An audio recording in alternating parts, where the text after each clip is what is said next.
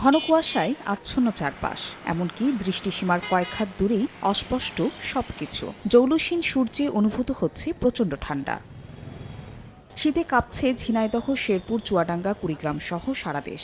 দিনের বেলাতেও হেডলাইট জ্বালিয়ে চলাচল করছে যানবাহন। সবচেয়ে বেশি বিপাকে ছিন্নমূল মানুষেরা। রাস্তার পাশেই খড়কুটো জ্বালিয়ে শীত নিবারণের চেষ্টা তাদের।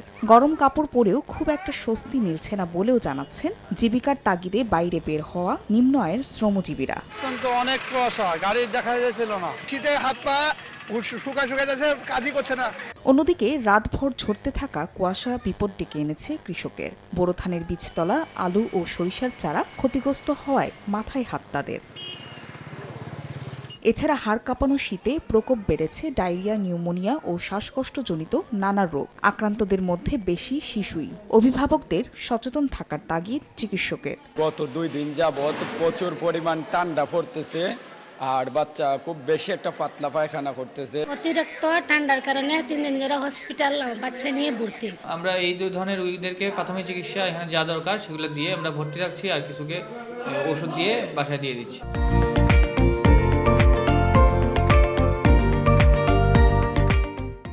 বর্তমানে হবিগঞ্জ সদর হাসপাতালে চিকিৎসাধীন 60 জন ডায়রিয়া রোগী, আর নিউমোনিয়া ও শীতজনিত অন্যান্য রোগে ভর্তি আছেন 2 শতাধিক।